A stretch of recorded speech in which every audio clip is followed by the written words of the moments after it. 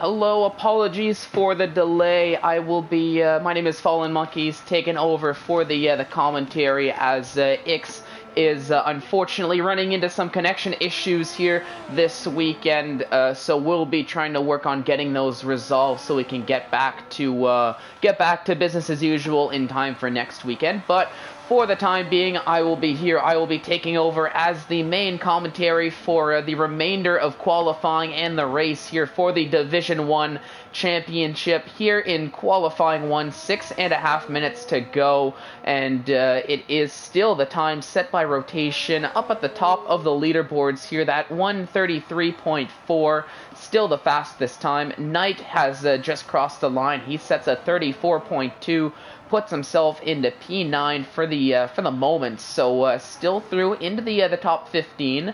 Of course, here in qualifying 1, it is only going to be the bottom 2 drivers. It's going to be, at the moment, it would be Krishna and Feral Fury who would be knocked out, but still, at least time for one more lap for these drivers here in this session before we approach the end and move on to the next qualifying session. But it looks as though Sophion is on a lap right now in the AlphaTauri, so we'll stick with him. We'll ride on board as he's taking us through more or less a lap. A little bit of a maybe not right on board given the funky telemetry we're getting here, absolutely revving the car to the extreme. I don't think that is the case. I think that is just a commentary issue here, as heading down through into Sector 2, runs into a little bit of traffic of Knight, but that is Knight very aware, getting out of the way there for the lap, but coming through the hard braking zone, hard left-hander before DRS straight, sees a racing point. That is Nathan JB, who is also on an out lap right now, keeping those tires preserved. Definitely not at that pace there, as you can see, warming up the tires. But we'll see what Sophion's lap time is going to be as he's coming through Sector 3. He's kept it clean here on the lap thus far. But with a little under 5 minutes to go, he's going to have to nail these corners, and that is not going to help at all. Slight mistake. Takes that corner a little bit too early, a little bit too quickly, very much so, very awarely going to be diving into the pits. I think going to be putting on a fresh set of tires before trying again, putting in one last lap before the end of the session. I think Chapelelli, though, he is currently on a lap, but right as I very quickly switch over to him, that is going to be an invalidation from the Alfa Romeo driver as well in Sector 3. So Sector 3 looking to be a very problematic sector for a lot of drivers here in this early stages of qualifying. Now, Chapelelli, he's in that 133.8, so I think he is in the safe zone with those 133s. But we'll see how this all plays out as Eklund here. He went very quick. He went purple in Sector 2, so he's looking to be on a very good lap. If I ride on board with him through as he's coming around into Sector 3, we'll see if he can keep it valid, if he can improve on that 34.5 that he's got on the board. He's still on the inside looking in, but very much so, I think, looking to improve. Runs out at ERS right before the line, but it won't matter all that much. He sets a 133.9, and that puts him much more comfortably up into P7 now. Nathan JB, though, he's on a flying lap as well as he's coming around the final sector, so we'll see if he can improve. We saw on his out lap earlier, warming up those tires, but looking to be possibly on a flyer now. Sophion, he's just coming out on track to set what is going to be his final lap now. But first, we'll see how Nathan JB is going to fare. Krishna's a little bit further behind as he's coming through the third sector. Only 12th fastest for Nathan JB. It's a 34.2, so definitely not where he was expecting to be, I don't think. Normally, we're used to seeing the Racing Point driver up near the top 5 into the top 10. But I think struggling in these early stages of the Singapore Grand Prix, to get these lap times in. Krishna, though, he's about to cross the line. He does go 7/10 faster, but is not going to be fast enough to break out of the top 15. He is currently sitting in P16, and I think might have missed his window of opportunity now to set one last lap before the session. I think that's going to be it for the qualifying of Krishna, as it's going to be 16th fastest. Feral Fury, though, just getting ahead now as he's, coming through Sector 2. He's got 2 minutes to get around and finish his out lap and get started on his flying lap, but it looks as though it's, no, that's Eklund who's ahead. I think Sophion is going to be leading the way on this, on these final flying laps that we're going to see from a lot of these drivers, with 1 minute and 35 seconds to go just about. You've essentially only got time to finish the lap you're on and start one more. So here we go. It is Sophion in P15 for now. What's the time going to be as he starts his flying lap, coming through the first few corners? Can he keep it valid? Can he improve on his time and put himself in a much more comfortable position for the end of qualifying one, assert himself a bit more comfortably into Q2, or risk losing out, as we have Feral Fury who's coming around equally looking to go faster and could possibly knock Sophion out of qualifying if he's not careful. Like I said, Krishna, I don't think he is going to be much of a worry, as he is on an in-lap right now. You can see him going very slowly. He's not going to make it around. Nathan JB, he's comfortable with his 34.2, so he is going to retire out of qualifying. Knight in 11th, he is going to be okay, and I think that's Krishna actually out of fuel now as he's going slowly, or just about, but Sophion about to very much so close up to that Ferrari as he's on his flying lap. 30 seconds to go now in this qualifying session here. Sophion about a 10th faster on his time, so does put him up at least one position here, but I think going to want to find a little bit more through into this into the final sector here, as he's coming around. Does get past the Ferrari of Krishna without too many issues, but gonna have to nail these final few corners now if he wants to get the lap done. Qualifying is over for Q1.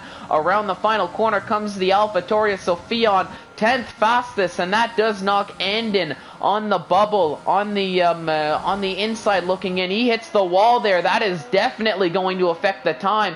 Feral Fury across the line, and he is not going to go fast enough. He is going to remain in P17, so it will not matter for Andon, as Shapalelli goes fastest and sets a statement lap time with a 132.998 on a flyer, breaks into the 132s, and I think he is trying to show the grid he is here to compete. He wants to try to snag that possible first place in the driver's standings back in his favor, and with a lap like that, it is very much so a statement. But now with the end of qualifying, we're awaiting for the likes of your own Visser. Wouter, he is not going to finish his lap, as that is going to be an invalidation, so he's going to remain in 9th. Your own Visser coming around through into the hard left-hander, but not much of a... he can improve, but not really much of a need to improve, as you see him there, as he's not going to finish his lap. And he knew he was safe, so he very comfortably makes it through into qualifying too in that P15. So just awaiting. Your own Visser retires out of the session, last driver on track, and just in time as we see some rain here on your screen on that track. So this might mean rain for the remainder of qualifying, so this is really going to test a lot of these drivers. But Shapalelli, he takes P1 at the end of Q1 with his 132.9 rotation. Passassin, Netsky, Izat Kush rounding out the top 5. Jamie and Eklund, Josh 2, Wouter and Sophion position 6 through 10th. Your own Visser, Knight, Nathan JB, Ryder Dahl, and Andon, the remainder of the drivers taking part in qualifying 2. Now for Krishna and Feral Fury, the Ferrari and the Haas, that is unfortunately where their qualifying ends. They will be starting in P16 and 17. Free choice of tires, and crucially though, might not have to deal with the possible wet weather conditions that we're going to see here in qualifying 2.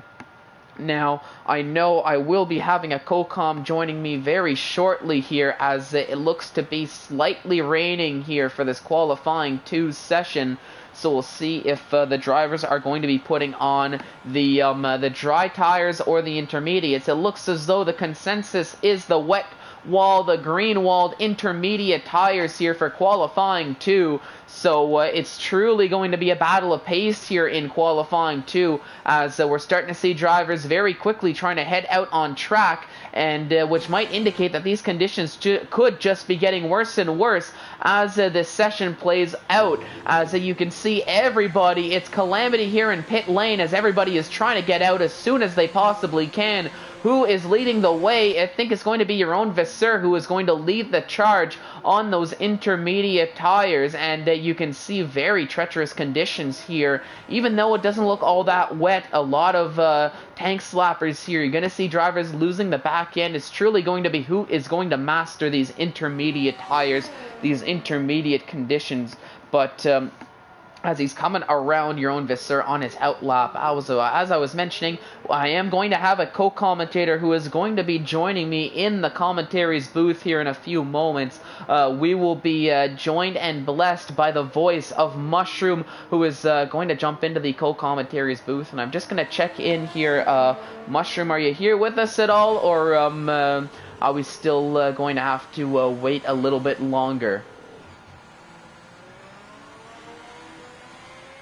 I think we will have to wait a little bit longer, but we will get an update on that once he does jump into the session and get back into the comms booth here. We've heard him a lot this week around Singapore, voicing the Division 4 co-coms in Div 3, co-com in Division 2, and jumping back at it for helping out with the comms in Division 1 once he does get into the session. But for us, we are in qualifying 2, 13 minutes to go, 2 minutes gone in this 15-minute qualifying 2 session. Just about every driver on track on an outlap here on these intermediate tires, as it is going to be a battle in the wet weather conditions for Q2, and these might only get worse as the session plays out and as qualifying plays out. Let's ride on board with your own Vasseur, and you can see just how treacherous these conditions are looking already on these intermediate tires. But here we go, qualifying 2, starting with a bang here, and a big tank slapper on the exit of turn 2 from your own Vasseur. That's going to be a little bit of time affected. Yellow flags as drivers giving way on their outlaps as they're all trying to get started. That looked to be maybe Andon or Nathan JB just on the exit of the final corner, having a moment, as it's going to be a long way around the circuit now. If that is a possible broken front wing here in qualifying 2. Very tricky on the exit of these corners. As you can see, your own Vasseur fighting the car for grip here as he's coming around that corner there, but heading down the straight through into the left-hander, going a little bit deep there. It shows how difficult these conditions are, but I do think a lot of drivers may be putting a bit of extra fuel here for this qualifying 2 session, maybe looking to pump a few laps in, allow these intermediate tires to get some extra heat before you're truly trying to push, knowing that this could very well be a wet session for the entirety of Q2, and this does possibly set the stage for very treacherous qualifying 3 conditions in the either on the intermediate tires or in the full wet, if we're not careful here. But we'll have to see how it all plays out. But your own Vasseur, as we've seen for the entirety of the lap here, very difficult in these intermediate tire conditions as he's heading around the circuit. Much slower times than what we're used to seeing, and let's see how this final corner is going to look here. Goes a little bit wide, a little bit cautious here, just trying to finish the lap. It's a 52.4, 1 minute 52 seconds, 4 seconds for the fastest lap here. Eklund goes a 52.2. Here comes Netsky. He's shown a lot of pace. He goes a 151.1. Let's switch over. Chapelelli a 150.8. What's rotation going to do? Is Passassin says a 150.9. Rotation only 4th fastest. This is a 151.6. Here comes Wouter, as that's not going to be a valid lap for him. That's an invalidated lap for Wouter for Sweet Crown 19. But Chapelelli heading the timing table to his 50.8, a flyer of a lap. Nathan JB, a big tank slapper here on the exit of what was essentially the penultimate corner here. Coming around now, not going to be the quickest lap. It's a 53.3 for Nathan JB. The Racing Point drivers very much so struggling in these intermediate conditions. Ryder Dahl, he is in the McLaren this week. He comes 8th fastest. It's a 52.5 as he puts himself into the top 10. As now just about every driver has set a lap now. I think some might be going for a second lap. We've got some yellow flags here, as that was Passassin going slowly, maybe allowing, I think that was Izat Kush who was ahead through, as Izat Kush charging on another lap now, feeling that he can do better his second time around compared to his first lap around with the extra heat. And I think he's one of those drivers who fueled up just a little bit more for these intermediates, seeing that these conditions are only going to get worse as this session plays out. But here, 9 minutes to go. It's a purple second sector, 7/10 up on his time.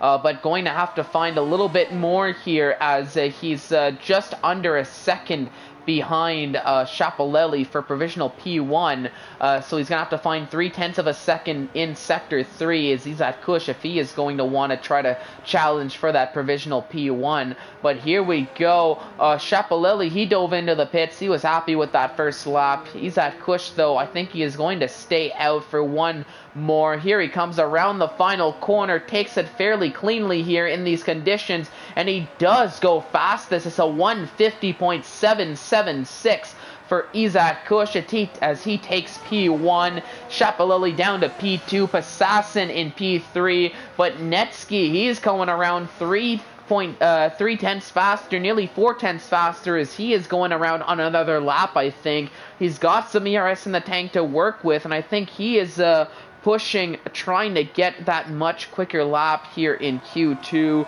once those tires have been a little bit more broken in.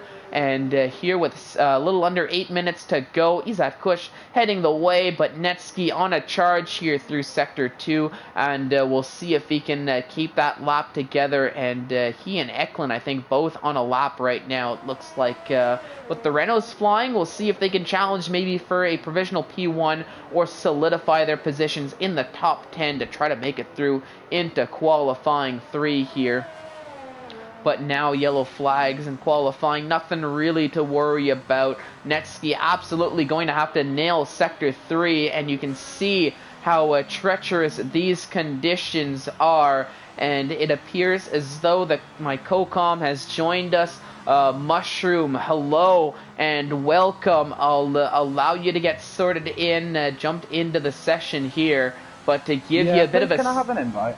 Yeah, of course. I'll send you a quick invite here as Netsky diving into the pits. As I do that, we are here in qualifying 2. It is intermediate tire conditions in this qualifying 2 session. It was dry for Q1, inters for Q2, and it is Izat Kush heading the way on the timing tables here in Q2. Chapelelli in second, Passassin rounding out the top 3. But the big story is these intermediate tire conditions in qualifying 2, and it looks like it's only getting worse and worse as the session plays out. And I just want to check in. Did you get the invite? Yeah, I'm joining in now. What I can say is, in these tricky conditions, I expect some of our superstar drivers and some of the extreme talent we have on the grid to shine through. So this is why we're seeing people like Izat Kush, Chapelelli, Sweet Crown really shine in these conditions. Yeah, but Sweet Crown only finding himself in P5, but he does have a lot of challengers here. Rotation, Netsky, who's been shown that he is a force to be reckoned with here in Division 1. Passassin up near a top 3. And of course, Chapelelli, Izat Kush, the bane of consistency here in Season 4. But I'm looking at Eklund. He slapped on a set of wets, retiring out of Q2 in P8. Josh, too, he only went 13th fastest this time around as he's on fresh set of intermediates. and it looks like this rain is absolutely coming down. It is pouring here in Singapore, and we might be in a position where Q2 might be ending a little bit earlier if we are in a position now that full wets are going to be the faster tire. Because of course, you're going to go faster on the intermediates than the full wets, and it looked like it was still a relatively dry track at the start of Q2, but now it's looking to prove a lot more standing water. Riding on board with Knight, there's a lot of aquaplaning, there's a lot of standing water now. He's going to go and try and improve from P15 because there's not much to lose, but as you can see, he's catching them puddles in the last corner. The rear end is lighting up even in the straight line. This is very tricky. You can see the puddle in turn 1. As you come into turn 2, he hits the apex, but it wants to understeer. The back end out over the curb. The white lines don't help you on these roads. These become very slippery. The apex is 2 on the curb again. Slippery again on the exit. These white lines are going to be treacherous around this track. The quicker you can get to plain black tarmac, the better. This is going to be very tricky for all drivers. Knight seems to be stringing it together, but I don't expect it to be quicker. No, I don't think so. You can see all the standing water. You've got that one dry line, or well, I wouldn't say dry line, but you've got that one line of non-standing water. But if you steer away from that line just a tiny little bit, you're essentially done and dusted. And it's not just Knight struggling here. When we were riding on board with Josh too, as he was trying to come through a lap, he was equally struggling for grip, diving into the pits. And I think, okay, I was saying, I think qualifying 2 might be over a little bit quicker than usual here, as the pace... I'm riding on board with Knight currently, and what I can say is these white lines that you see dashed around to indicate road lanes and stuff are silly slippy. I've seen Knight get handfuls of oversteer in the middle of a straight line just for starting to touch one of these white lines. So I don't expect anyone else to go out to try a lap, and the drivers that are out are going to probably pit because not only is it the standing water and the greasiness of the track, there's a lot of white lines and a lot of painted parts of this track that you have to drive over naturally. Oh yeah, and you can see they're very slippery. You can just absolutely see how cautious even Ryder Dahl is being right behind Knight. What happened to Knight, as I think he thought about going around but realized there was absolutely no point.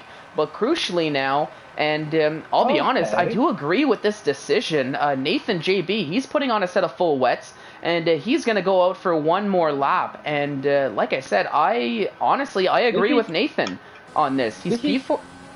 Sorry? He's clever. He's P14. He's got absolutely nothing to lose. He and Josh, too, both thinking the same strategy here. They've got absolutely nothing to lose and everything to gain here, just in hopes that maybe in these full wets they can just find enough time to just eke out ahead of Sophion. But sorry? I think it's a bit silly maybe of your cushion Chapelelli for sacking on that to have retired so early, because Nathan JB and Josh are not going to improve on these wet tyres, but what they are going to have is crucial experience. And if I was Igor Kush or Chapelelli, I wanted to run a lap on them wets, just so I know in Q3, if this is the conditions, what to expect. But crucially though, Nathan and Josh, they need to set a flyer, or else they might not even make it through into Q2 or into Q3. Because they're sitting in 13th and 14th now. Only the top 10 make it through into the next order. So I think see an improvement coming. No, I don't. It's a long shot, but I mean, it's their best time is a 52.9 or a 52.7 just about.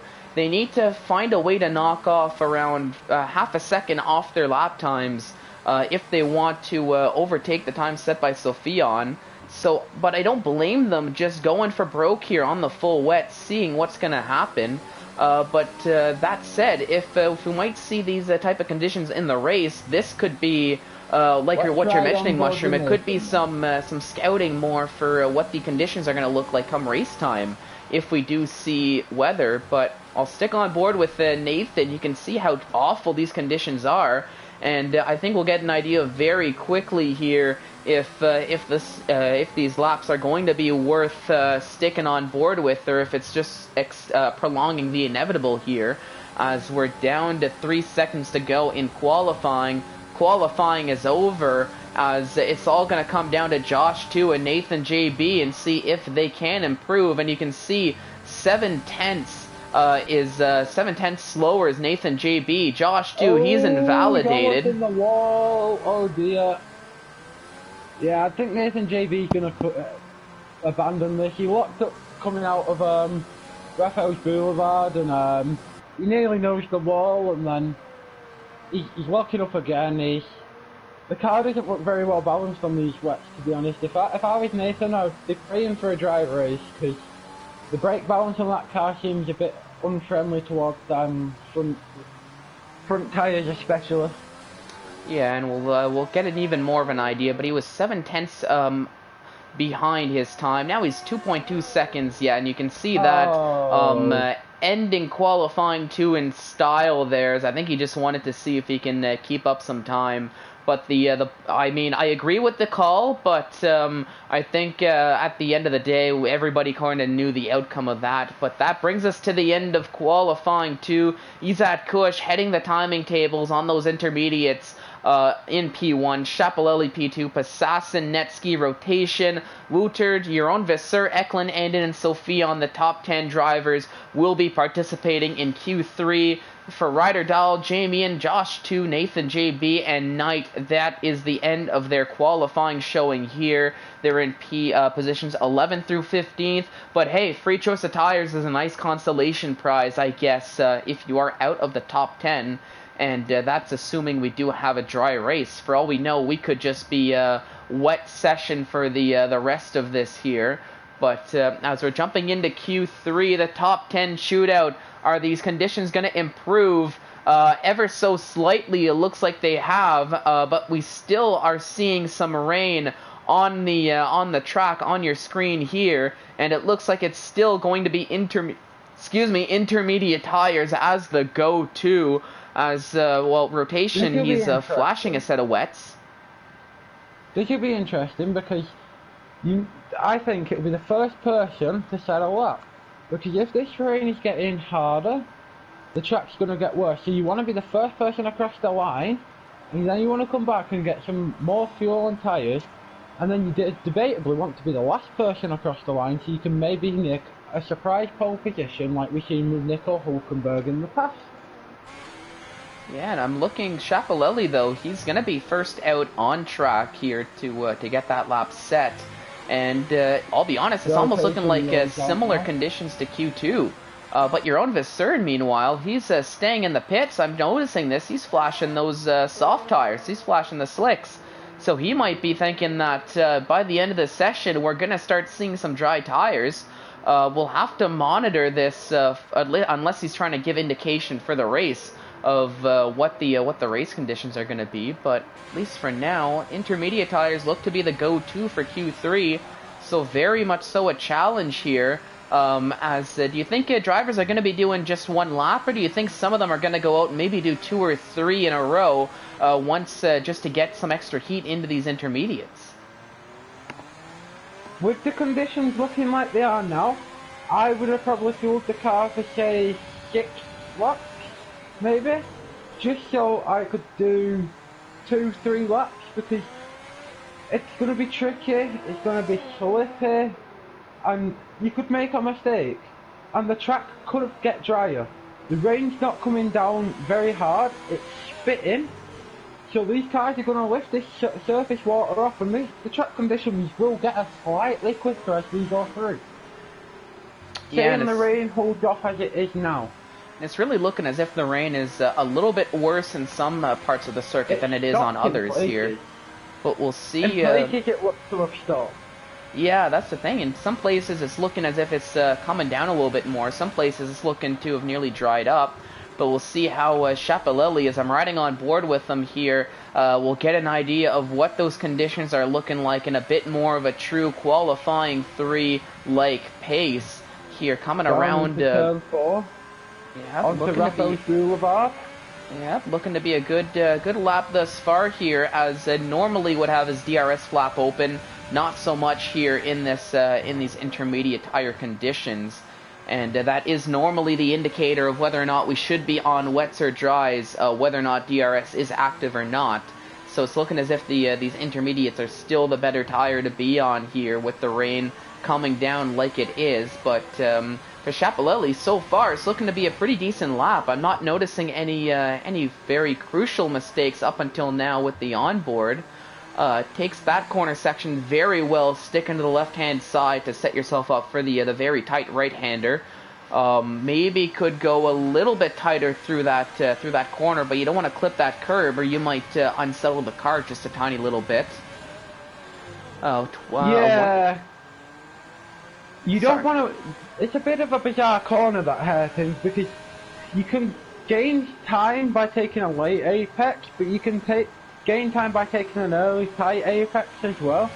It's a multi-line corner, and it definitely goes down to driver style, because I've seen drivers square it off a lot more, and I've seen drivers really hug that inside, and I don't think it. I think as long as you're doing your style well, it's just the same, if you like. As you see, a 1:49.9. So I think that's quite an impressive time. And right behind, it's remains of what could have been, as that was Wouter, Sweet Crown 19, losing the back end, sending that car for a 360 spin across the line, as that 52 flat could have been much quicker if it wasn't for that costly mistake around the final corner there for him, but in P5, and might just continue to fall with that time on the board there. For 1.5 tenths up. He's now going into the second sector, and he's a 1/10.5 up on his time, and this is why you want to do multiple laps. The track is coming to him, so he could technically be the last person to cross the line and secure pole, even though he's not maybe the quickest driver today.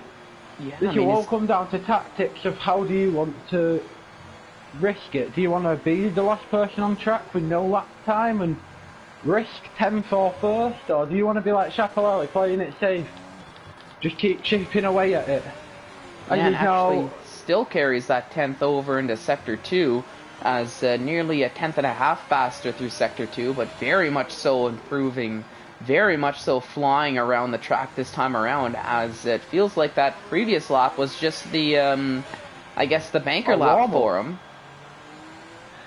I'm seeing that his Sector 2 did not improve very much, so I'm wondering if the rain's slightly stronger in certain sectors, and we're going to see improvements in Sector 1 and 3, and Sector 2 may stay much the same as he goes. So he did go faster. Quicker.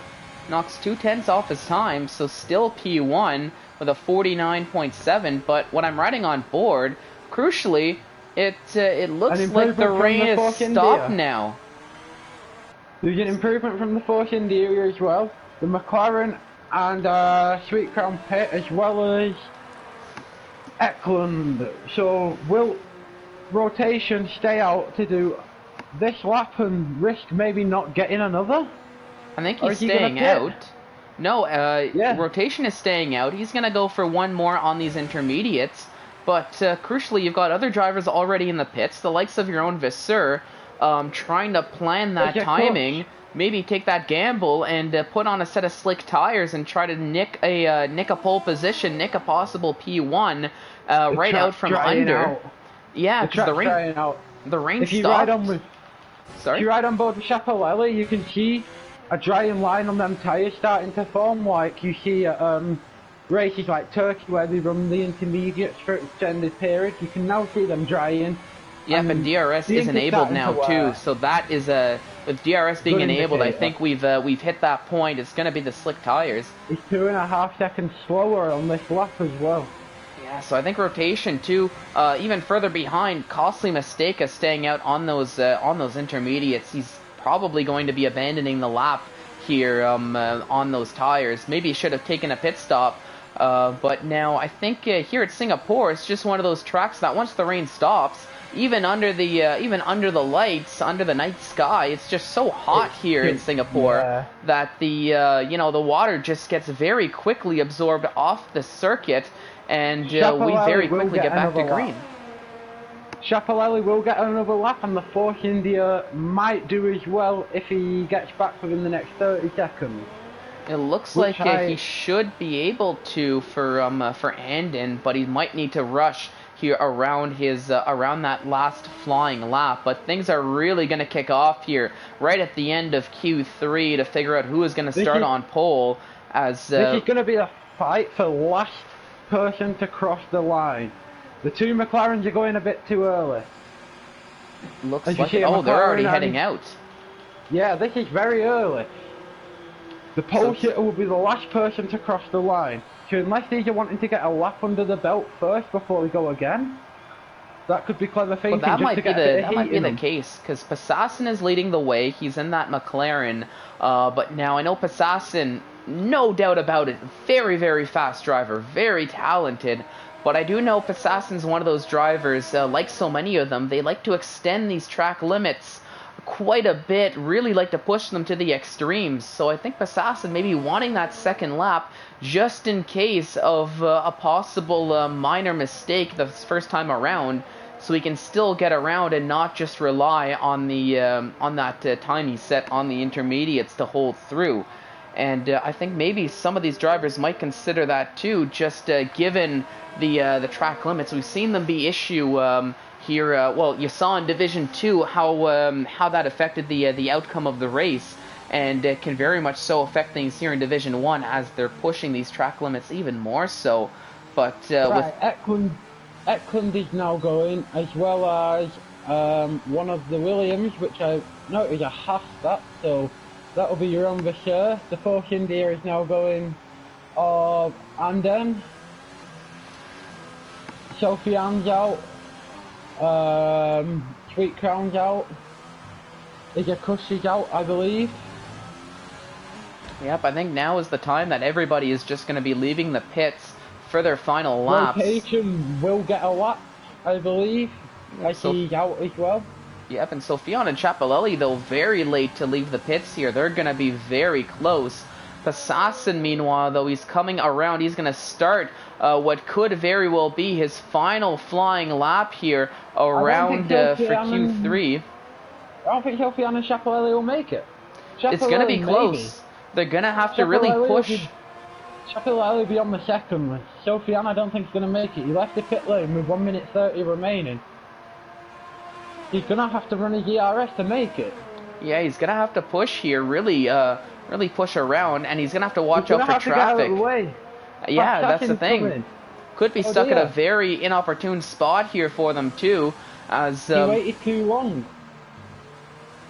It's all over. A big moment for Passassin on the exit of that corner there, as that's gonna affect his time at the end for sure. But I think it's going to be a quick one either way. Oh, another big moment, nearly in the wall is Passassin. Wing damage. I was riding on board with Sofiane and he lost like half a front wing there. There you go. You saw it on the angle here. He's lost that end plate, but I think at this point he's got to commit to the lap. He's got to put something on the board and just hope it sticks, because that 150.2 is definitely not going to stick unless he wants to get P10, barring any possible other mistakes. But we'll have to see. I'd like to let Sofiane know, if he's listening, not to be cutting corners to make the line, because that's illegal. Oh, is he now? He's trying to save some time there. If you got some footage, please send it off. He made it with 1 second remaining, but he's got traffic of Chapelelli as well, so he's got to hope Chapelelli's going to be quicker. I think Chapelelli, he's looking to get a move on too. Eklund has provisional P1. Passassin made it through in time to get one more lap in, but he's not going to, I don't think. Winterbauer didn't go purple. Sorry? Rotation's currently quickest. Rotation got the quickest of the sector ones. Yeah, looking like it. Schiaparelli definitely didn't go purple there through sector 1, so he might be struggling with a little bit of that dirty air from Netsky, who's on a lap up ahead. As everybody, it almost looks like a race here at the end of Q3. Let's switch over to rotation as he's coming across the bridge now into the very hard corner of that left-hander down. What a corner! That was the best I've seen anyone take that for all week. That was so quick. Yeah, absolutely flying around the circuit here. Let's see. I don't know. Did you get an idea of rotation sector 2 time, Mushroom? Did you see it at all, or because I completely missed it? I'll find it now in race direct. Alrighty. No worries. We'll get an idea of what the lap is going to be if he's going to keep it valid. He's only got a few corners to go now. We'll see. Andin goes a 34 flat. Your own Visura 34.2. Izat Kush goes a 32.9. Here comes rotation now. It's not going to be fast enough. Izat Kush. Schiaparelli, though, he's on a flyer now. Let's see. Did he have anything left? He invalidated. Oh, dear. And that's the end of Q3. That's not what he would have been hoping for. No, so Pasakin is a very quick driver, and he'll really pick on himself for that, because they were 2 mistakes he didn't need to make, and he could have easily been top 5. But then again, Mushroom, as we very clearly saw in Division 2 with I mean, I don't like to drop names, but with Krishna, qualifying is only half the battle here. We still have a long race to go. Anything can happen, but it's Schiaparelli who's going to be starting on pole, putting that lap together when he needed. Izat Kush, front row of the grid right alongside. So 1-2 in the championship, but reverse order 1-2 here for the Singapore Grand Prix to start the race. Netsky in 3rd, rotation in 4th, Eklund in 5th, Andin in 6th, Sophion in 7th, your own Visser in 8th, Passassin in 9th, and Sweetcrown 19 or Wouter rounding out the top 10 did not improve. That was an invalidated lap for him, as his best time was set on those intermediate tires for a very distant P10, 19 seconds behind there. But Passassin and Wouter definitely going to have their work cut out for them here, as they have a very quick grid. They're going to have to try to overtake if they want to compete for the podium, for the victory here. And Singapore, a very difficult track to overtake, as we've seen thus far. But jumping into the race, it's looking to be, I wouldn't say nice and sunny, but it's looking to be clear conditions, a dry race, or at least a dry start to the race here. So now the qualifying is over. Take us through, Mushroom. What have you seen? What should we be looking out for here as we're getting ready to jump into the race? With 4 rounds left to go, I expect to see an all-out Titanic war between Sweetcrown or Wouter. Schiaparelli are starting on pole. That is not what Sweetcrown would have wanted. 3-time reigning champion, definitely on the back foot today. Schiaparelli in his first season for ISRL, pulling out all the stops, proving people that he's a real force to be considered with. You've got Passassin, very quick, starting low down. You've got some people like Netsky in 3rd, looking dangerous. Sophian had a good qualifying. Izakush is there. We've got Josh. And then also, let's not forget, we've got people like Knight. These are not slow drivers. These are drivers that are very opportunistic and pick up their results on race day, and not normally known for being one-off qualifiers, like we see with people like Nathan JB or Euron Bashir, where they now and again get a out-of-nowhere pole position. These guys are going to be looking for points in race day. Very much so is the case now. Izat Kush, though, in 2nd. He's actually leading the Drivers' Championship, so very much so looking for a good result to extend that lead. Schiaparelli, who's been sort of in control for the first half of the season, falling off just a tiny little bit with the results. He finds himself in P2, so he's looking to right the ship, get back to those winning ways, get back to the lead. And Josh, too. He's, I don't see him. He's a little bit further down the grid, down in 13th. But I'll be honest, for Josh, too, this has been his wheelhouse for the last few weeks. He's been able to take this car from 13th, 14th, 15th, 16th, you name it, and absolutely bang out a podium, bang out a solid result week in, week out. So I think Josh, too, feeling very comfortable where he is, even though he is down in 13th. and his teammates Wouter Sweetcrown 19 fourth in the championship in the driver's standings, and a bit of a distant fourth at that. But with 4 weekends to go here in the championship, if he can right the ship, get a couple very solid results, maybe get lucky in the process too, he could be right back at it, trying to battle for that 4th world championship in 4 years in Division 1. But around the formation lap, I'm going to take a look here. You're seeing everybody had free choice of tires, and very interestingly enough, I think here in Division 1, that one stop might be what a lot of drivers are shooting for. Other than Andon, who's putting on the softs, everybody else either on the medium tires or looking to go the distance on those hard tires. So I do think... Sorry? I expect Andon to be super aggressive off the start on them soft tyres. He's done this so he can fire himself up into maybe that top 4, top 3, and really put himself in contention. Yes, he'll be out of sorts with the leaders. There's no debate in that, but he will be definitely quicker in the first lap or two, because the track isn't looking as warm as we're used to seeing. It's looking a little bit cooler, a little bit foggy, a bit overcast. It's really anyone's game today, because one mistake and it could be all over.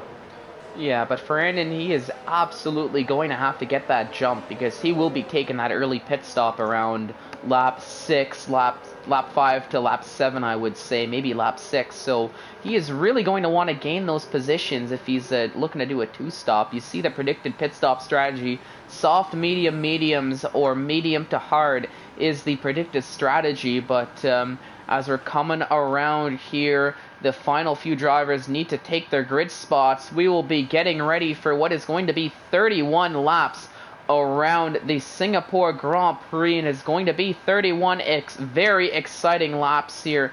It all starts here. It is the Division 1 World Championship here for ISRL Esports. Up to 3 lights, 4 lights, 5 red lights. We are very quick lights, and we are off to racing here, wasting no time whatsoever. And it's looking to be a good start from Chapelelli into turn 1. You've got the Andon trying to get some moves done, already up into 4th, going around the inside of what looks to be Netsky, looking to get up into P3. It looked like somebody went very deep into turn 2 there, but side by side are the Renault and the Racing Point here as they're heading down the back straight. Chapelelli, though, got the start he needed. What happened to Ryder Dahl? He's down in last position now after what was a decent qualifying. I'm still looking at this side-by-side battle here for what looks to be the podium. Is Andon finally going to get ahead? A near spin. We've got a yellow flag here. That's Feral Fury falling down, and Knight getting involved into an incident with each other. Krishna, though, he's a little bit distant with Ryder Dahl,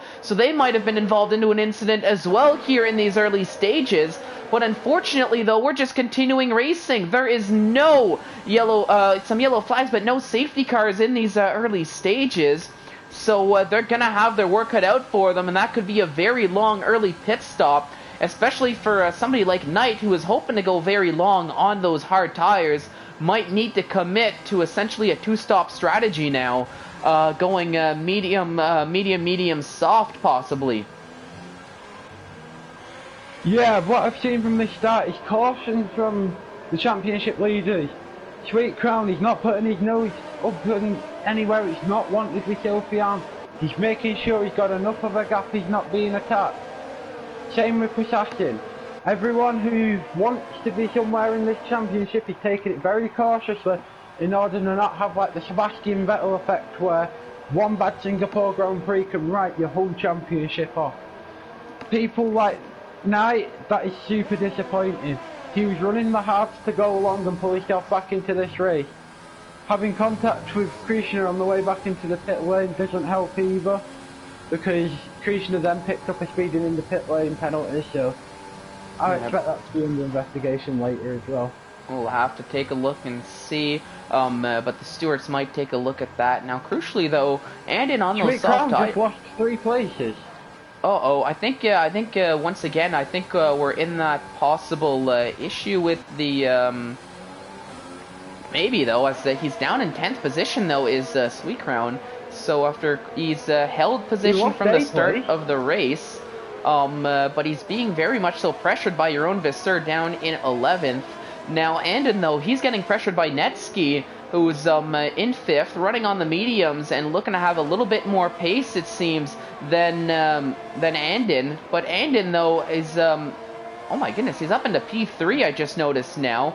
But Netski right behind him through into Sector 3. So Anden got the jump he needed, but maybe not as much as he was hoping for, as I think he really wanted to keep up with the likes of Isaac Kut and Chapelelli.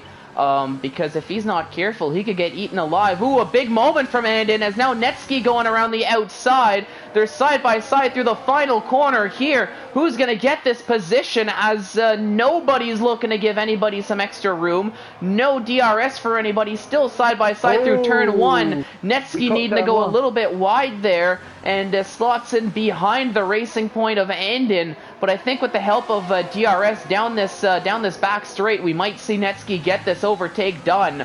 And in the nick of time, possibly, as you can see, rotation very close behind, putting a lot of pressure.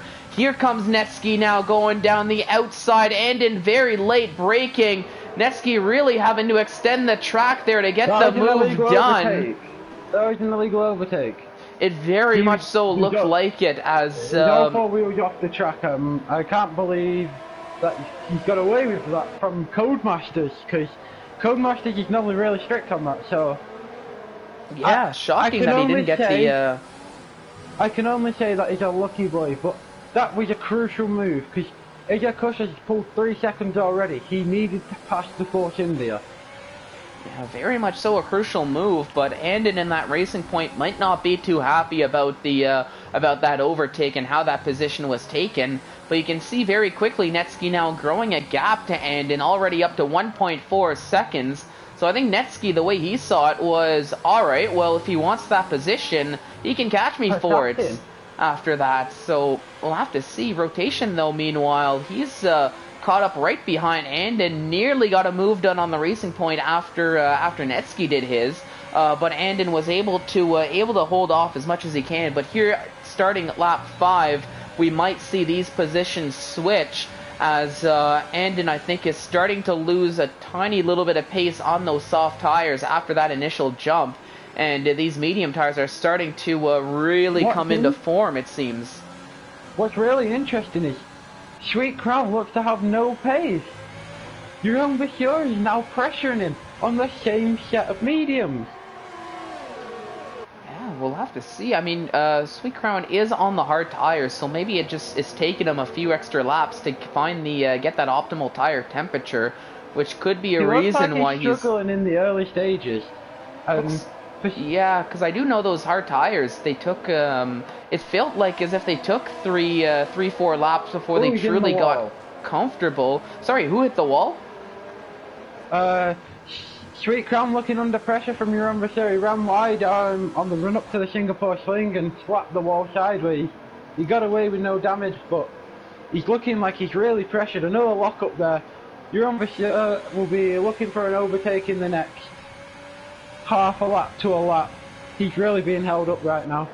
Yeah, looking like you can see how close that Haas is to the Williams on your screen now. Jeroen Visser very much so putting pressure, and I think he's got that extra pace on the mediums and feeling as if he might be being held up by Sweet Crown 19, who's sitting in 9th, doing a defending job fairly well. But it looks as though with how close Jeroen Visser is, if he can get this exit the way he needs to, he might be able to get the overtake done. Eklund and then Pasashin all separated by less than a second. Coming up to Rafael's Boulevard, we're going to expect maybe a double overtake here, because Pasashin is not going to want to be stuck behind these two. He knows he's the quicker driver, and Anden's on a tyre that's slowly falling away. So we now see Eklund closing. Yep, and here comes, he's going to go down the inside. But Anden saw this move once before, both being forced wide there. They're still side by side, some contact. Ooh, this could get dangerous. They both make it through cleanly, and it looks as though at the final moment, Eklund gets the overtake done. Anden slightly squeezed wide. He had to slow down, or else he was going to end up in the wall. but now Passassin right up the gearbox, does leave a little bit of a gap now trying to navigate this section, but Passassin might look to, if he can get that acceleration, if he can get the move, he might be able to try to make an overtake into this next braking zone. You see it there, thought about it, but had to hit that braking zone. Andon is safe for the time being, but I think similar to Eklund, it might just be a matter of time before Andon loses out on this position to Passassin, as it looks like already the medium tires showing a little bit more pace than the soft tires, I think, in this stage of the race. I'm going to make a reference to the classic Formula 1 fans you've watched for a good 15 years. Andon's now creating a bit of a trolley train. As we remember, Jarno Trulli used to do so well. And you see him, this has closed everyone right up. Assassin, Sofiane, Monsieur, Josh, Jamioni, Nathan JB's now starting to close in on these as well a little bit. This is a proper train now. And this is where opportunism is going to really be a big thing. And then clips the wall on the But here comes Passassin now getting that move and very quickly getting past Andon well before the braking zone. So Passassin, the McLaren is released. Andon now down in 7th. He's going to try to come back, but I don't think he's going to have enough pace with those soft tires to truly challenge Passassin. Might need to shift his focus to Sofiane, who's now behind and is starting to close up. But I think if you're Andon, you might be taking a pit stop here at the end of this lap, or at the very least at the end of next lap. But you can see, look at this move. Here comes Sofiane, very opportunistic. It looked like didn't quite work out for him, but no, that was Andon in the wall now. He's out of the race, and this might bring out a safety car here. It's a virtual safety car for Andon, as I think maybe really feeling the pressure of Sofiane.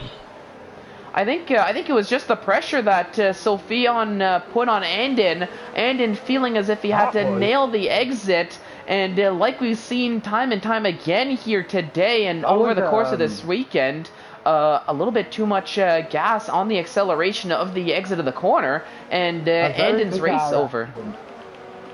That was a very bizarre accident. As a driver, I've not seen many accidents happen so late in the traction zone, and such a violent accident as he made contact with that solid metal wall, and he'll be really disappointed there because he had a great chance at points, and I can only feel that something had gone on the car. Maybe he got a puncture or something like that. Because I don't know if that was very late in the.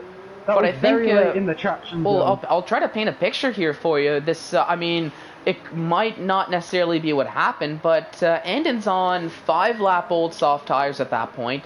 Very much so. We can agree that they're probably coming near the end. I'm thinking there could have possibly been maybe a tank slapper we didn't see from the angle, that maybe just he completely lost control of the car on the exit, and that could have been what sent him to the wall, maybe mixed with trying to hold the car on the acceleration to try to keep Sofiane behind them, as they were both heading nearly side by side down into that hard braking zone with DRS. But I think I'm starting to speculate a little bit on what could have happened. But the reality of the situation is Andon out of this race here on lap 6, so we're down to 16 runners to start lap 7. I don't believe there was any contact between the cars. I do believe that was either solely driver error on putting the throttle down, or he lost the rear tyre on the right side and it put him round very violently. But to me, I lean towards more a car-related problem or a driver-related issue. Sofiane was well away from him, and if anything, credit to Sofiane, Sweet Crown and Josh for avoiding that, because that was quite a big accident and could have quite easily taken some big runners such as Sofiane and Sweet Crown out, who's just past Sofiane as we speak. Yeah, we saw that on your screen going into turn 1. Sweet Crown 19, Wooter, I think those hard tires now are starting to find that groove. because that pace that that Wouter was lacking in the earlier stages, like you were saying, Mushroom, he's found it back now, and I think we're kind of now at this changeover where maybe the medium tires have hit that first degradation wall, I guess you could say, where they're not lapping at their fastest. They're still a viable tire, but the initial pace is falling off. Meanwhile, the hards in a bit of trouble though, because if you look at the gap to the leader, he's now 16 seconds away from Schiaparelli, which would mean he's nearly a pit stop behind. Unless Sweet Crown has planned something that we are really not aware of, and this is going to be one of the best strategy moves of the season. We're yet to find out, but at the minute, I think maybe P5 is the best he can hope for at the minute, because then next up the road after Eklund is going to be Rotation, who he's much on the same pace with, and he's 10 seconds further down the road, so this is really not a good situation for the Williams team. Both of them are not in the top places like they're used to, and this could really make a difference in their constructors this season, with Alfa Romeo, who seem to have a very strong team as well, Renault looking very strong. So I think this is going to play a big part towards the end of the season. Oh yeah, but still still a long race to go, 22 laps. And possibly there could be a very bold hard to soft strategy maybe going towards looking to really extend those hard tires, but we'll have to see really how Schiaparelli, Isat Kush, the top 2, top 3 are on pace compared to Sweet Crown, who's now got some clean air to work with. Sorry? Isat Kush is now within a second of Schiaparelli.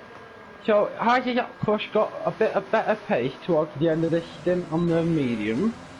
And if so, will he be able to pass Schiaparelli and maybe make a bit of a gap, or extend the stint and do what we see Lewis Hamilton do so much, where he stays out for 2 laps longer, but then 2 laps longer is so quick and consistent that it gives him the edge to come out ahead?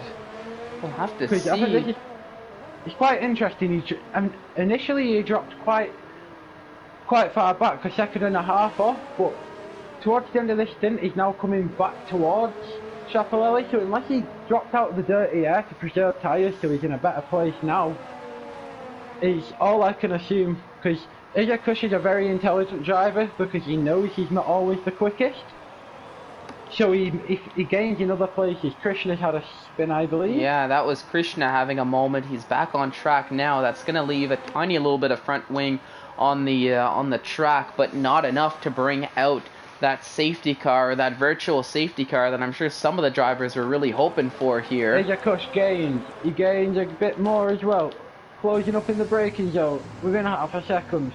Not quite close enough, but this pressure will now start to weigh on Schiaparelli as we come towards the end of this stint.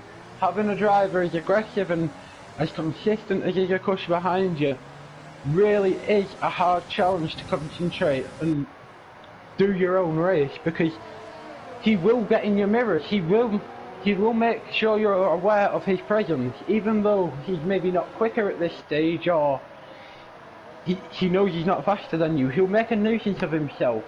He's really good at that.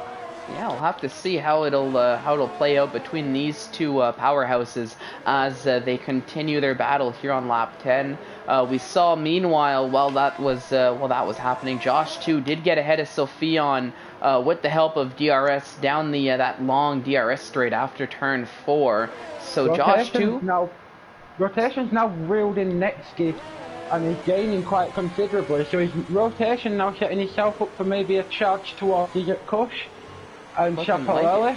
Looking like it. He's going to have to get past Netsky first, and only about 20-25% ERS to work with, but Netsky's taking his pit stop. And yeah, that will make things a lot easier for Rotation, as he's going to have some clean air, but he's got 6 seconds to close up before he can even think about trying to get an overtake done and turn this into an Alfa Romeo 1-2.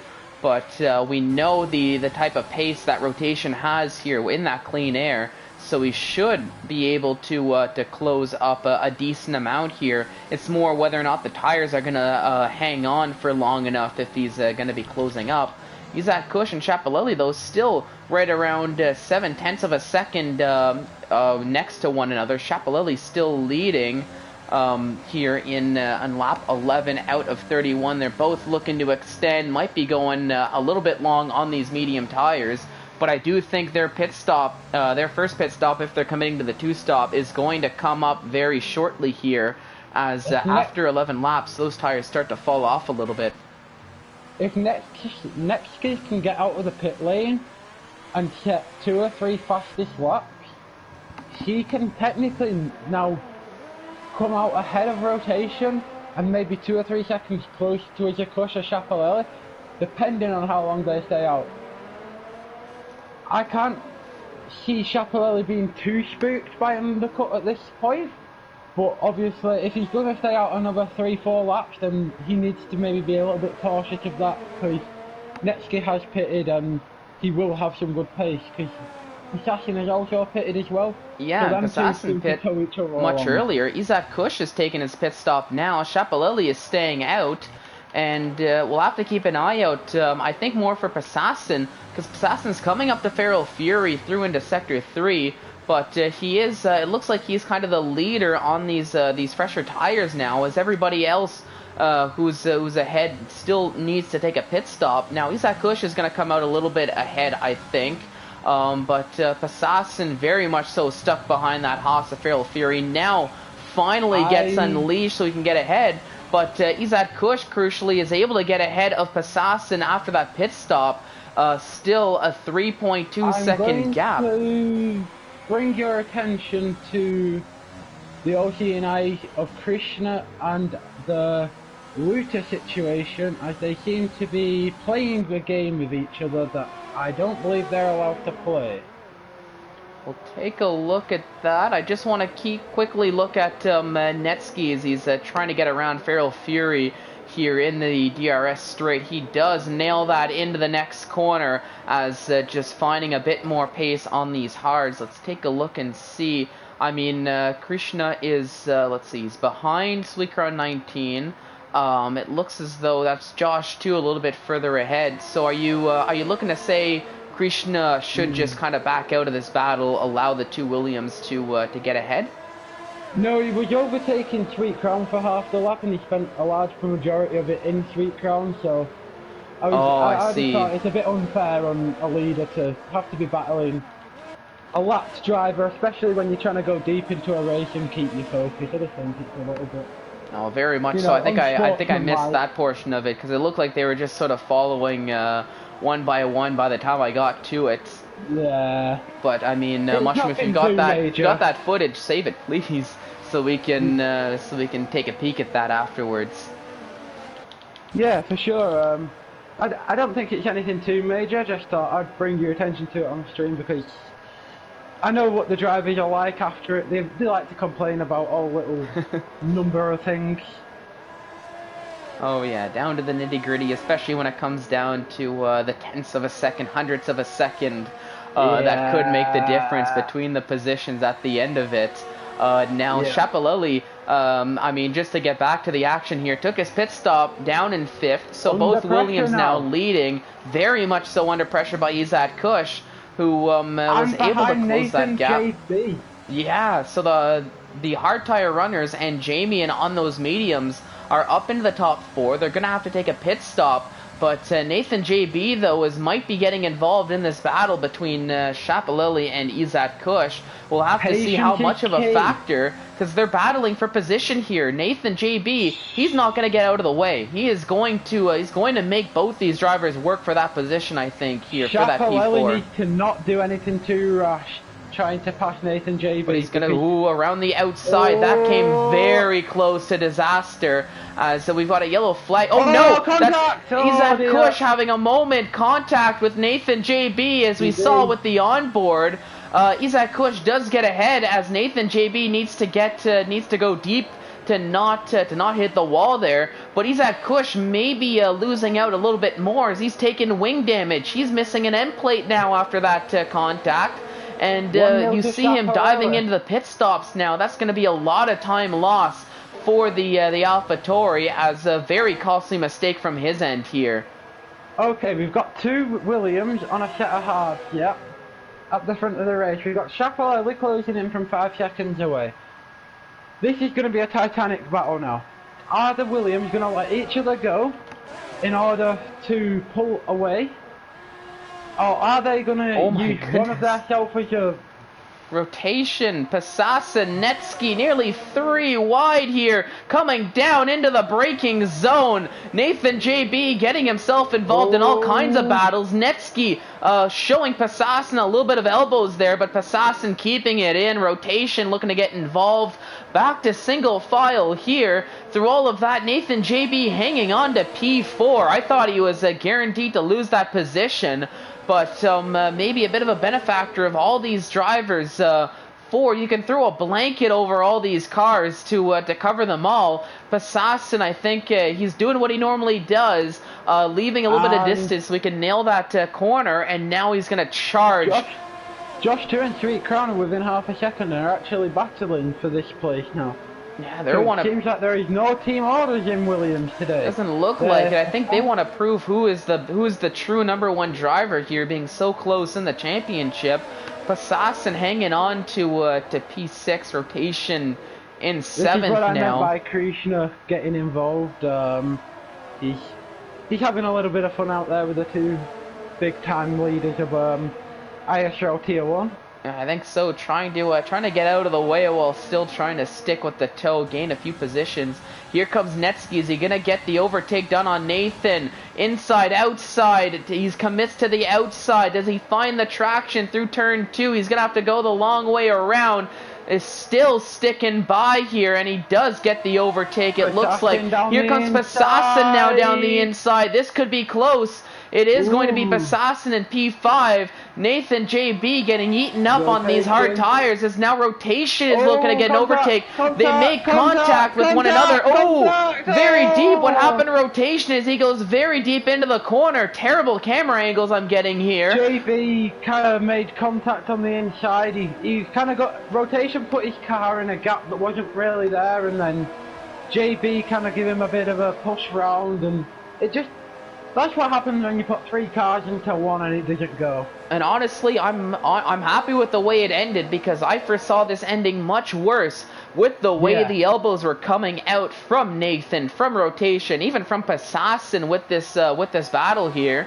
But it does settle down. Nathan JB finds himself down in 7th now. He has a little bit of a breather with Eklund a little over a second behind. Within a second of the lead battle now. But that's right, taking the words out of my mouth, Mushroom. I'll be honest here, with Wouter and Josh too, sort of having a little bit of fun with one another. Schiaparelli has sort of crept right back in on those fresh set of hard tires, and he is going to want... He's probably not too happy with this lapped car. He wants Christian to get out of the way, I think, like you were saying. I was riding on board with him, and he was making sure he was increasing his mirrors, then he was...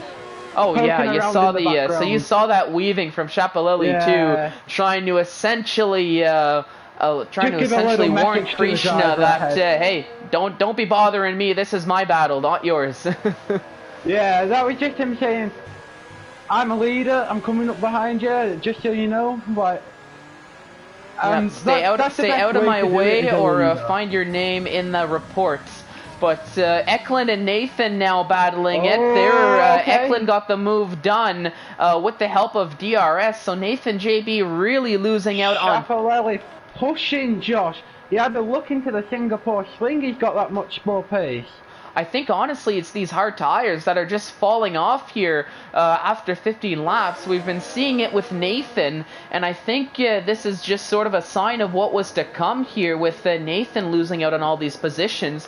Now you've got Schiaparelli right up behind Josh too, and I think here come next lap, if one of these Williams doesn't take a pit stop, it's going to be Schiaparelli's position either way with how close he is. And I mean, kudos to Krishna, who's still racing but not getting involved at all with this battle. This is what you like to see, though. The top Very three. Very driving from Krishna. Yeah, he's driving as quick as he can without getting involved with the top 3 battle. Like, even in the straight lines, yeah, he's getting the advantage from the DRS and going late into the braking zones, but in the next corner he's making sure he's not bothering these leaders too much, and I think it's hard as a back marker because it's a really hopeless situation. Oh, was that lag or was that actual contact with the wall? It looked to be close. I'm not seeing anybody with some wing damage if I'm, from what I'm seeing with my views, so I think... all three of them got very close there. That was, oh, Schiaparelli gives Josh a tap. And is he going to try to make the move done? It looks like it's going to be close, but the opportunity window closes here as now he gets behind. Going to try again down the inside into this corner. This is going to be close, and it looks like Schiaparelli does nail it. Catches Josh 2 napping, it seems, as Josh now down into third. Past the three-time champion. And will the three-time champion help his team, mate? I would expect so, because these two need to work together. I think they will work together in a case, but you can see the pace difference between these drivers. Josh 2 already falling out a little bit. Meanwhile, Schiaparelli sticking right close to Sweet Crown. Rotation, he gets ahead of Passassin now. Again. Further on, a little bit elsewhere on track. But Schiaparelli, he wants to get a move on. He is really trying to get past the Williams, showing himself in his mirrors. Sweet Crown backing him up here. He's taking these corners as slow as he can. He's trying to allow Josh to get involved. He wants Josh to be there. He needs Schiaparelli to be defending as well as attacking. And that's why when you're going through them tight sections, you're seeing him go slower than he can possibly go. Because he wants Josh to be getting DRS. He wants Josh to be in them mirrors and trying to put this battle off. But at the end, I don't think it's really going to be much help because Schiaparelli's going to have a good run onto Rafael's Boulevard now. Yeah, and here on the onboard, we'll be able to see this move firsthand for the lead of the race. Here he comes, and Wouter, he's actually conserving. Schiaparelli going down the inside, almost a switchback attempted, but I think Wouter, Sweet Crown 19, I think he's just content with letting Schiaparelli go in this stage of the race, as he's still going to have to take a pit stop. So maybe feeling that like this isn't necessarily, that wasn't necessarily his battle as much as it should have been. But meanwhile, Josh 2, though, who I think he was trying to hope for a little bit of help for support from the rear, Josh 2's pace has been falling off as well on those hard tires that have now done 17 laps. So I think a pit stop is probably in store for these hard tire runners sooner rather than later, maybe putting on a set of medium tires. But it's going to be close here, as I think it's either going to be at the end of this lap or at the end of next lap that we're going to see these hard tire runners finally take their one and only scheduled pit stop.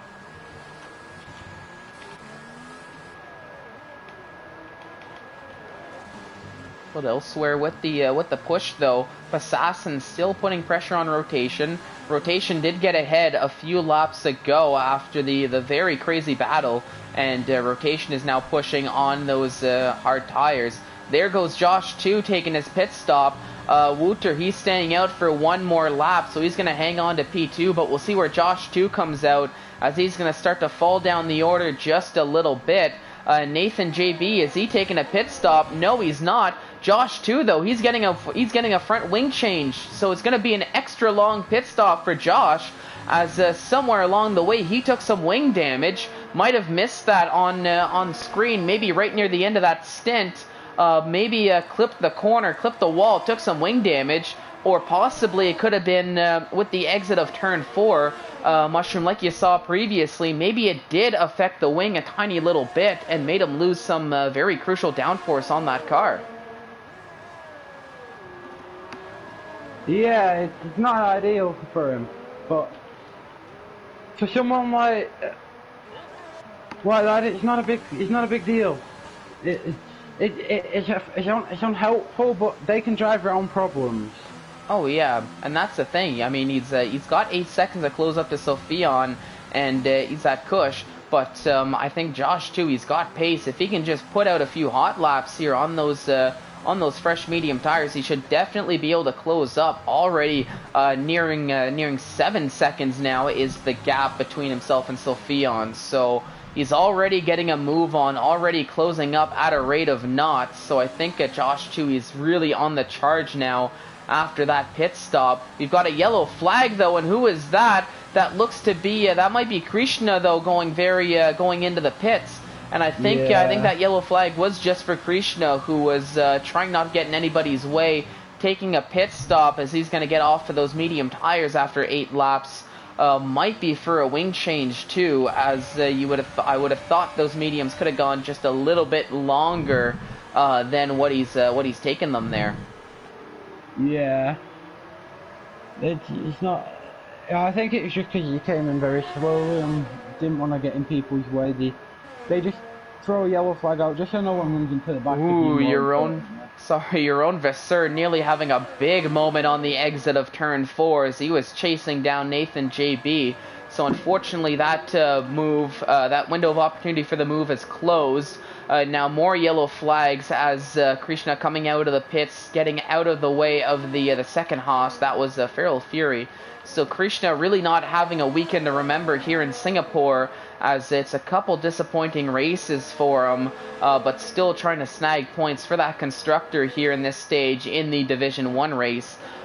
With 11 laps to go. So Fionn and Izad Kush switching positions, but no, actually that's Izad Kush completely missing his braking point, and that is going to bring out a full safety car here, as Izad Kush now finds himself back on track, but after going very deep. Free pit stop now. Look at that.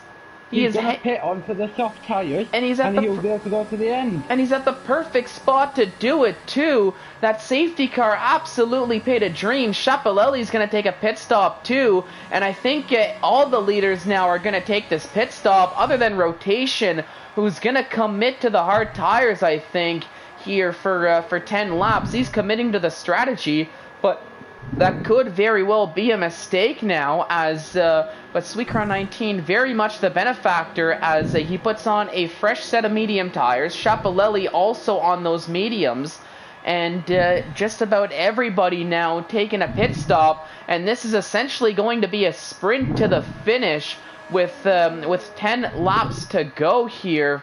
And a few of those are going to be under safety car, but it is now Rotation leading the way, Schiaparelli in second, and Sweetcrown 19 Wouter has finessed himself into a possible podium here, going very long on those hard tires. And even Nathan JB also fell down the order a little bit, but he's essentially gotten a free pit stop, and he can put on those medium tires to go to the end as well. He's in P8. Yeah, but very importantly, now it's Alfa Romeo 1-2. Josh is behind Netsky and Assassin. That's not ideal for Williams. So these two Alfa Romeos can now work together to defend Sweetcrown, who is undoubtedly one of the best overtakers and defenders on this game. So let's see how Rotation and Schiaparelli go about this restart. Do they go for honours themselves, or do they work together to get the result for the team? Take a look. Knowing Rotation and Schiaparelli, they might battle it out a little bit once they do feel it's clear to do so. But with Rotation here as a reserve, he might allow his teammate to just to go through, build that gap, just so that way he can maybe hold back the rest and allow for Schiaparelli to push. But we'll see how this all plays out. I think we're going to have one more lap under safety car, possibly, before we go to green flag racing. But with the grid being closed up here like it is going to make things very interesting once again for the end of the race, as everybody is going to be bunched up, and these positions that were more or less accounted for are now back up in the air. And of course, penalties. Penalties are going to play a big factor now too, with everybody being closed up, and you won't have that gap that you've been building for the entire race to allow yourself to maybe take a few penalties. But this allows Knight, Kush, Feral Fury to catch back up with the pack now. So Knight, whose race was looking pretty dead in the water, and he was going to come on for a 14th or a 13th at best, he's now looking at, I can actually make some places here. There's a top 10 on. And this is what the safety car has done. It's brought a lot of people back into play. People who are quick. Netsky, who had fallen off the back, Passassin, Josh, Eklund, they're all there, and now this is going to become a frantic scramble to the end, where position is going to be everything, because tyres no longer matter, fuel loads no longer matter. We're 9 laps from the end. Yeah, and crucially, I'm looking at the order. Isaac Kush, Ryder Dahl, Krishna as well. They've all opted to put on a set of soft tires. So they're looking to be on the even quicker soft tire to try to get to the end of the race. Maybe foreseeing a lap or two under the under the safety car and feeling like as if they can take a fresh set of soft tires long enough and make enough overtakes to minimize the loss once those tires do degrade, which is probably going to be around a lap or two before the end of the race for them. But it's going to make things interesting. They are going to have their work cut out for them, as there's going to have a lot of overtakes that they're going to have to do before they can get back into the top 10. But for Isaac Kush and Ryder Dahl, they are very quick drivers. I cannot take that away from them at all. So there is that possibility when we do go back to green flags. It's now advantage to Rotation and Chaparral in the championship now, because they're in such a strong place going forward that they've not really got anything to worry about, because Isaac Kush is now way down the order. For Chaparral, who's leading the championship, he's going to gain on that, or he's going to gain on Isaac in the championship and take that place back, because Isaac's now 14th.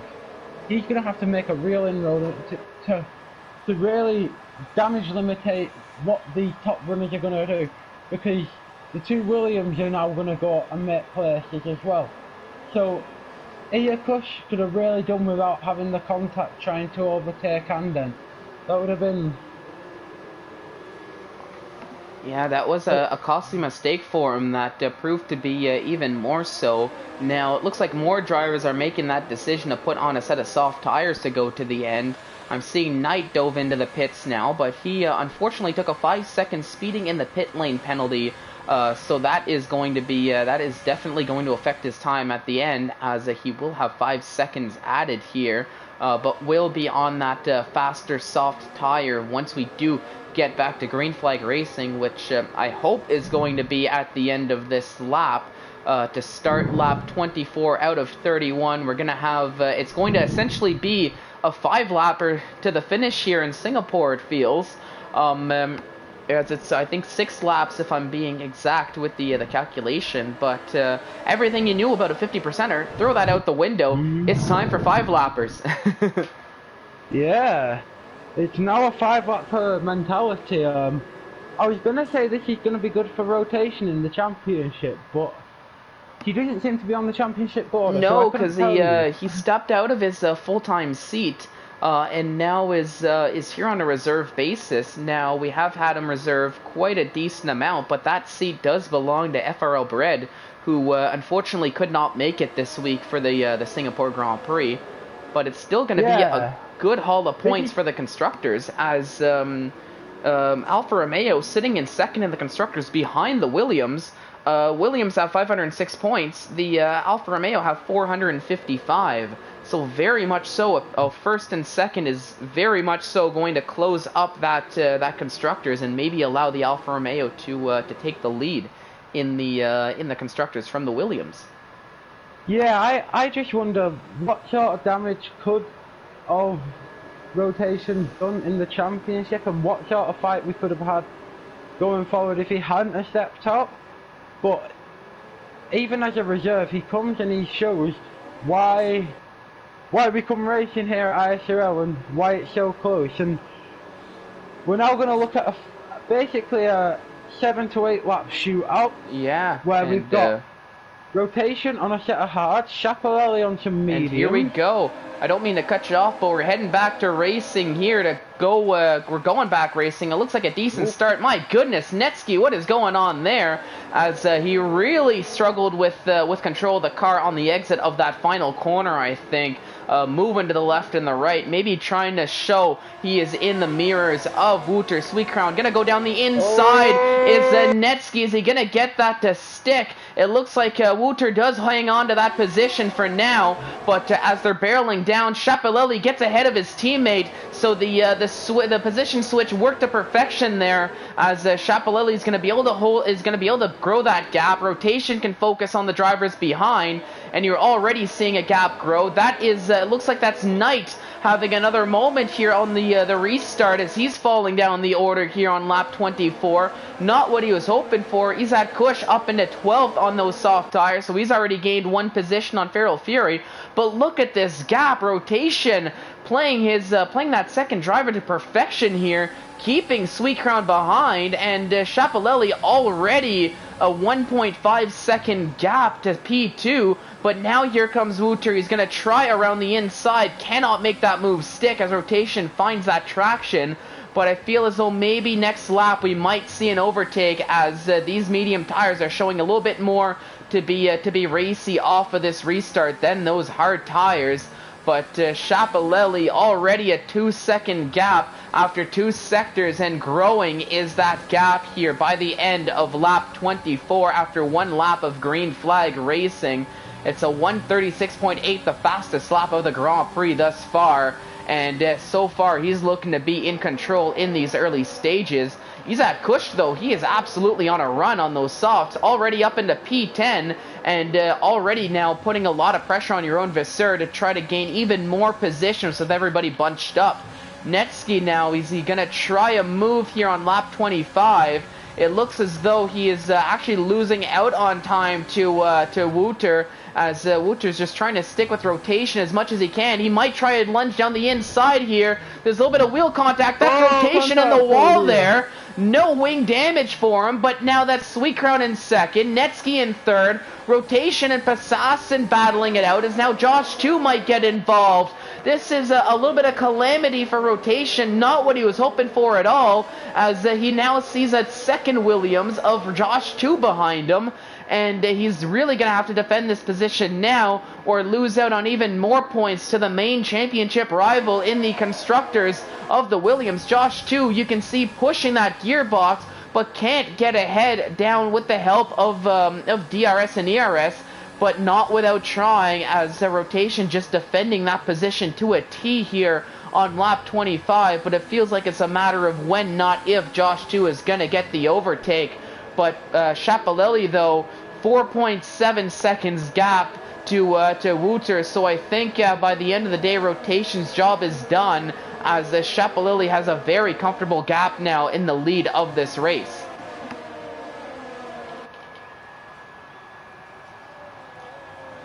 But here, more battles, as you can see, that was Nathan JB up into 8th, as I think he's defending from your own Vasseur, who's behind, trying to stick behind, doing his best to try to keep Izat Kush behind.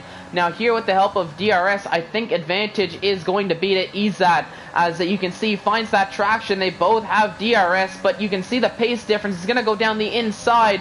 Your own Vasseur is going to have to make room, switches back over to the inside of this corner, goes very deep, cannot break in time, and big contact here between Izat Kush.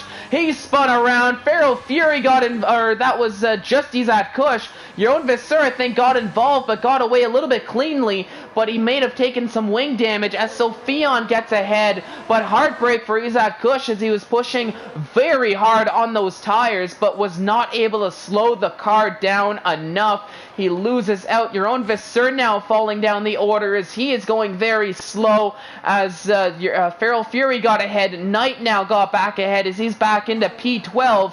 Ryder Dahl in 10th now, trying to close up to Jamian. He's pushing Sweet Crown with Passassin right with him. So Sweet Crown's going to get shuffled off the podium here by one of the newcomers to Tier 1 in a display of what has to be pure pace from the start of his career in ISRL. We'll have he's to really see, though. himself, he's very quick. But Netsky, though, crucially, he's got 9 seconds of penalties so far in this race, so that is going to affect him for sure. Izat Kush going from bad to worse there, it seems like, as He is continuing to fall down the field. Netsky, though, so close, but I think for Sweet Crown, for Wouter, it might not matter as much as long as he keeps that gap to within 6 seconds. He's got that P2. But Passassin, though, lurking in 4th.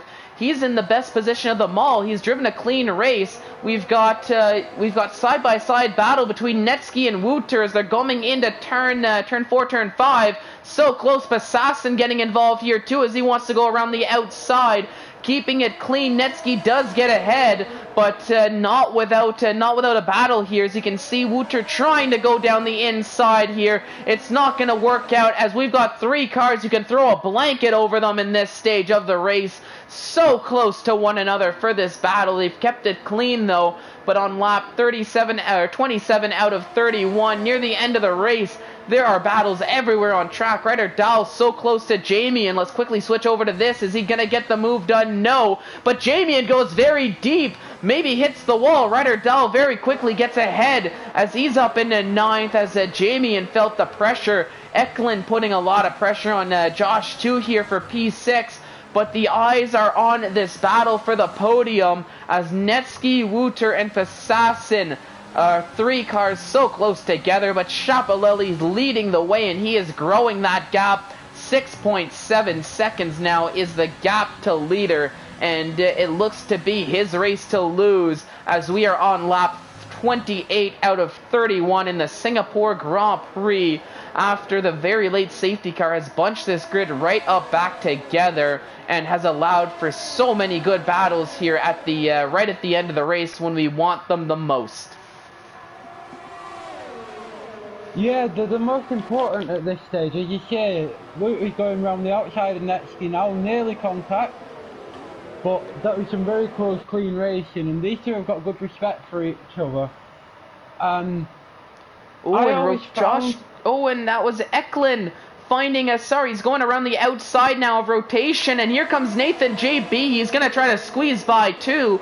Rotation getting stuck in a position he really didn't want to be in. Tried to go around the outside of turn 5, which is a turn you really don't make an overtake on. Just had no speed, which opened the door to Eklund and Nathan JB, and now because of all of that, Ryder Dahl has gotten ahead too as rotation falling down the order now as those hard tires I think are just losing out. He's still trying to keep up with Ryder Dahl though, going side by side in this next corner section. A little bit of contact, some elbows out racing, but Ryder Dahl is hanging on to that P8, and I think now they're gonna settle down as Jamie, and he's now putting pressure on those fresher mediums.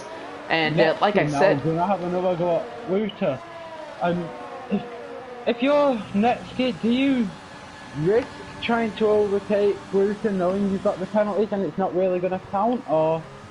But, well, I think if you're Netsky, you want to get past Wouter because you want to try to build that gap, because you've got Wouter who's got less penalties than you ahead, and you've got Passassin and Josh too, who have both driven a very clean race, no penalties on the board. So Netsky's kind of in the worst position of them all with his 9 seconds, so he is really going to try to, I think he's really going to want to push, close up. Here comes Eklund though, helping out a little bit as he's going to get ahead of Josh too, at least going around the, with the help of DRS. He does make that overtake stick as Josh too is down into 6th.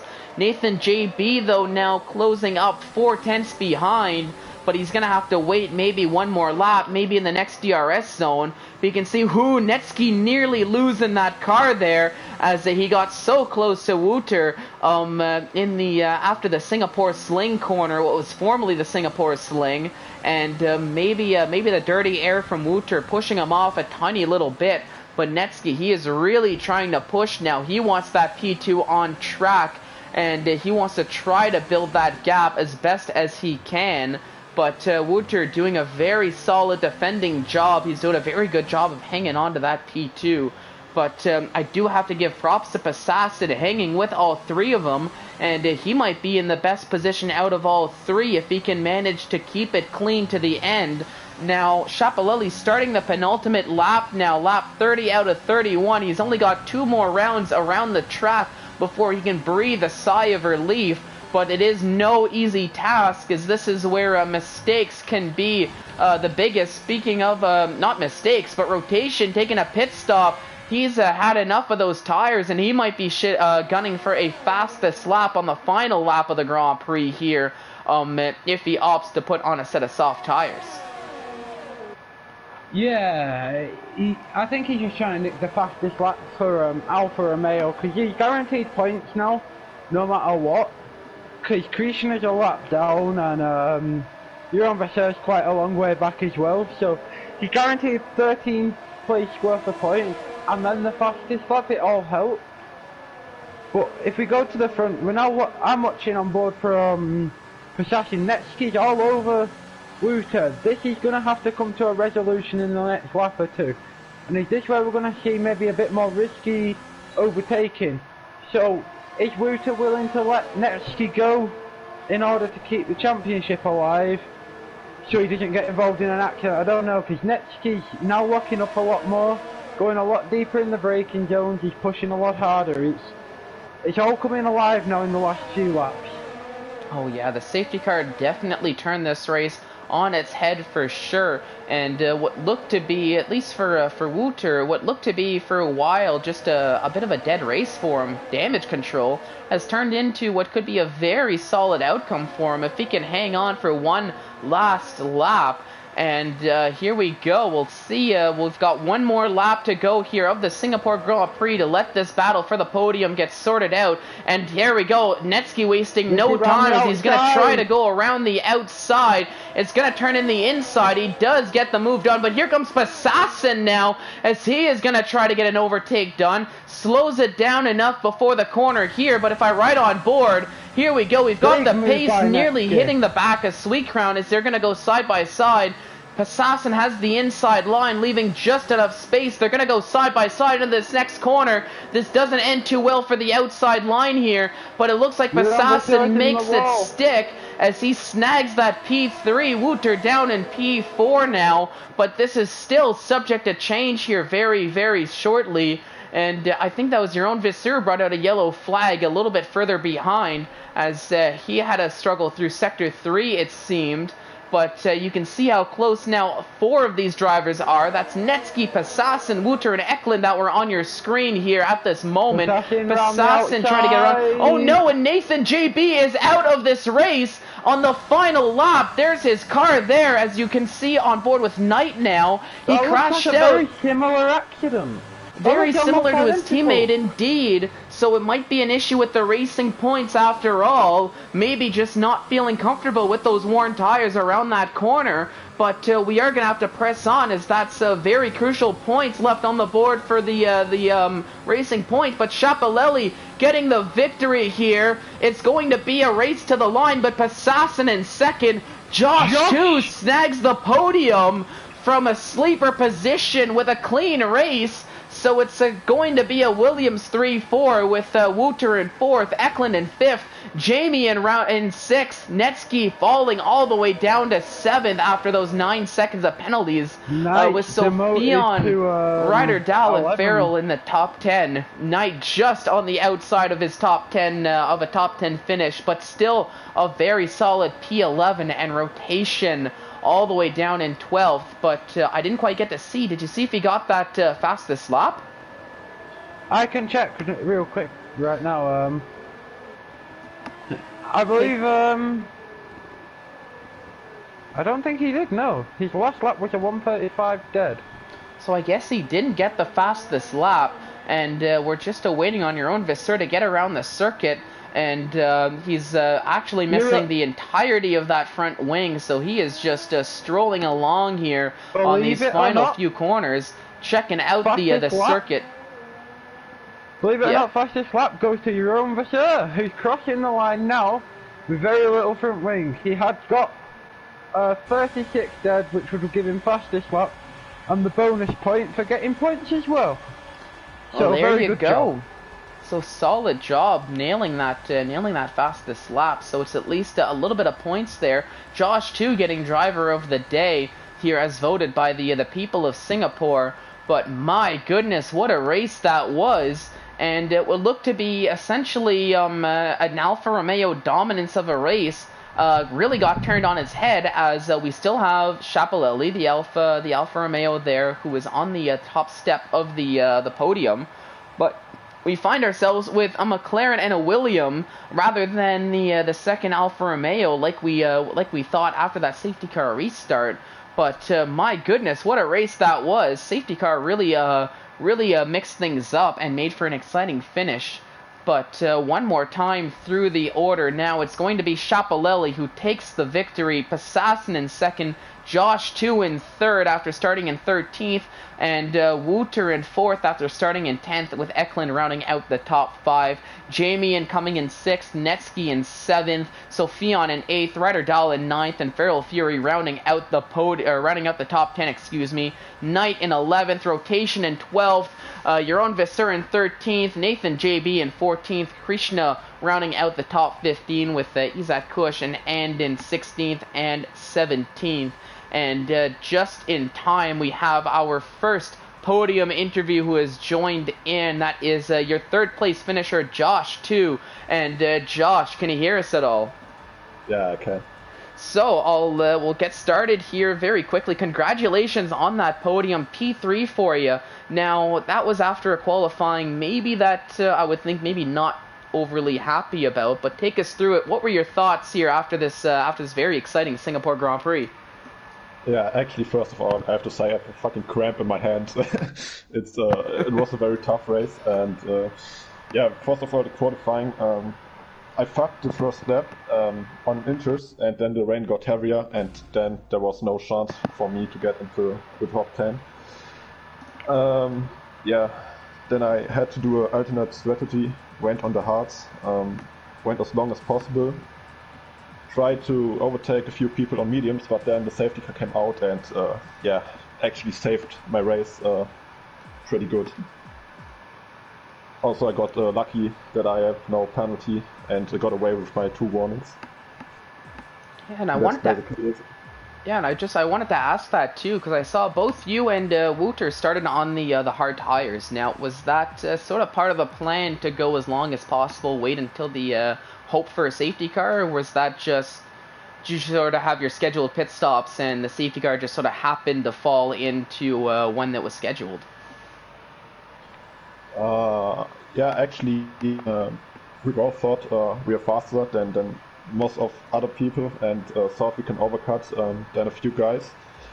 The VSC didn't make it easy because the session pit, I think Jeroen as well, and then yeah, luckily the safety car came out and saved our strategy and made it work. See, so Mushroom, anything to add to that at all? Saying it's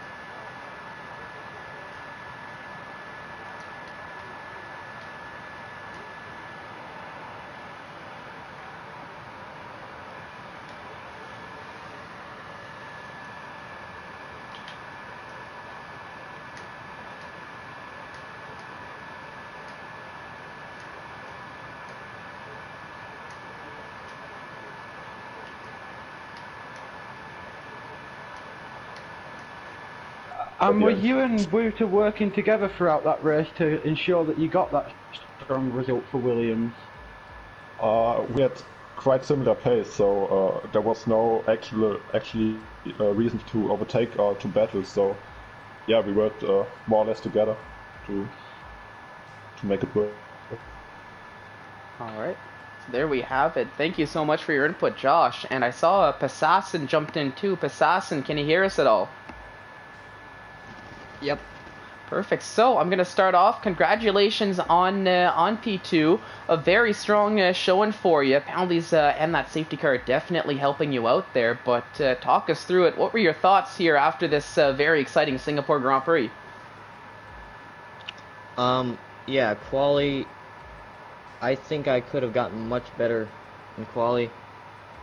Just as long as, well, I'm not going to point any names out, but I kind of got, like, my lap held up extremely. But, yeah, that didn't, I got a good start, moved up to P7 and just stayed patient, saving my ERS. And when the VSC came out, I decided to pit because, well, with time advantage and gain from the VSC. I thought it would be worth it, and it was in the end. And the safety car came out with the last 11 laps and put on the medium, stayed penalty free. Had 2 warnings in the end, but that wasn't a penalty, so it was all right. But yeah, I couldn't be more happy about P2. It was a crazy race, and I mean, I couldn't have really done anything better, honestly. Yeah, and I want to ask you, at what point did you realize that P2 was essentially in your hands and yours to lose, or was there a point at all? Yeah, I was near the final laps. I was like kind of keeping it more clean within track limits. Within the track limits, I know I can keep it within to not really like get another penalty. Because if I got a penalty, then it's high likelihood that Josh got me. Okay, So I was just trying to play it more safe, and being behind Sweet Crown and Netsky, I just saw them kept battling and they had penalties, so I just stayed patient. Alrighty. Yeah. So yeah. Please go on ahead, Mushroom. You had a pole qualifying in 9th, but I'd like to congratulate you on a good drive through the field. You've seen quite a lot of accidents in that. At any point, did you feel like you was under pressure, or you were struggling for pace, or do you feel like you definitely had it all down today and it was just a matter of staying patient and it all come good? Qualifying definitely didn't go the way I wanted it to. I did break my wing during the lap, but I was on a decent lap until the end. But yeah, probably could have been like at least maybe P5, P6, P7, better than P9 either way. Do you think that would have helped you in your result today, or do you reckon second was probably the best you could have hoped for, no matter how the weekend would have turned out through qualifying on that? Because obviously Chapelelli looked very strong today, as did yourself. I mean, I feel like I had good pace, but there are some guys that are just, like Chapelelli is just crazy in pace, and it was hard to keep up with him.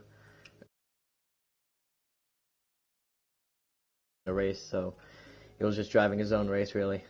When Izzet's race got ruined, I'm not really sure what happened there, but it really, even if I started higher position, I don't think Chapelelli on pole and his pace would have been denied. Alrighty. Thank you so much for that, Passassin. Thanks for the input. And last but not least, we have our race winner, Chapelelli. Shap, can you hear us at all? Yeah. So, I mean, welcome back here. It's been a while since we've had you here in the post-race interview, but a very dominant performance here around Singapore. So talk us through it. What were your thoughts after that race? Izzat got a pen quite early, so I thought that was the win. Then I got a 5-second pen. But then he got damaged and had to pit, so it was easy from there on. Then the safety car came out and got my 5-second removed by that. And only rotation was ahead of me, so I knew he was gonna let me past. And yeah, I was just going to the end of the... Yeah, so was that a planned strategy between you two to have rotation let you by, or was that just you had more pace and just said, yeah, that's my position, I'll be taking that? I think he just didn't pit because he didn't want to get held.